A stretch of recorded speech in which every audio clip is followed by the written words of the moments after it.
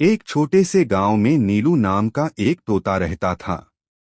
वह हर सुबह सूरज निकलते ही खेतों में उड़कर जाता और किसानों को कीड़ों से फसल बचाने में मदद करता।